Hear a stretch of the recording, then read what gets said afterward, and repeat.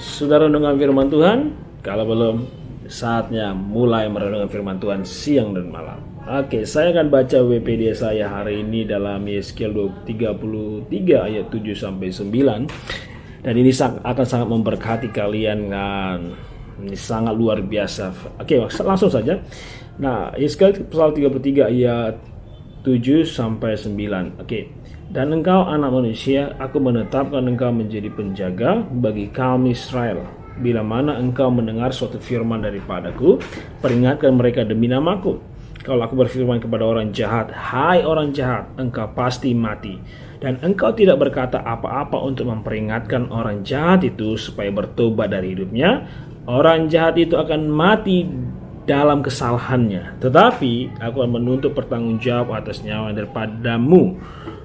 Ayat 9. Tetapi jikalau engkau memperingatkan orang jahat itu supaya ia bertobat dan dari hidupnya, tetapi ia tidak mau bertobat, ia akan mati dalam kesalahannya, tetapi engkau telah menyelamatkan nyawamu. Nah, yang saya mau sharing yang firman Tuhan, pesan Tuhan yang saya dapat bahwa yang pertama, Tuhan memanggil kita. Nah, bukan hanya Yeskel pada kitab ini, tapi Tuhan sebenarnya memanggil kita sebagai penjaga bagi kaum kita atau generasi kita. Bukankah Matius 28 ayat 19 sampai 20 katakan kita harus pergi sampai ke bangsa-bangsa, memuridkan, mengajarkan kebenaran firman Tuhan. Dan sama dalam hal ini yang Allah berkata kepada Yeskel, kita mengajarkan, memperingatkan, kita harus hidup dalam firman Tuhan. So, ini tugas kita.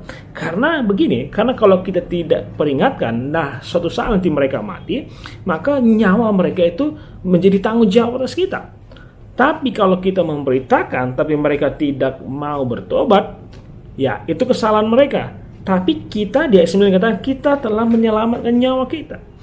Artinya dengan kata lain, kalau kita mau masuk surga, tidak cukup hanya mendengar, melakukan firman Tuhan.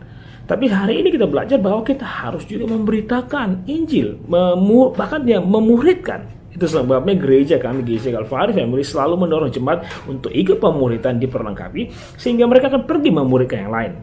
Teman-temannya, satu kelasnya, satu pekerjaannya.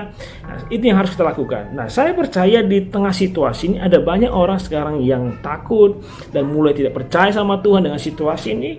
Nah, ini waktunya kita untuk pergi menyaksikan Kristus Yesus ajaib.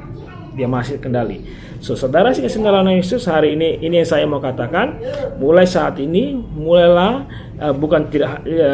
tidak hanya cukup kita merenungkan firman Tuhan saat ini, tapi kita harus pergi memberitakan Injil, menyampaikan kebenaran firman Tuhan. So, saudara, saya percaya ini berkati. God bless you. Tuhan Yesus berkati.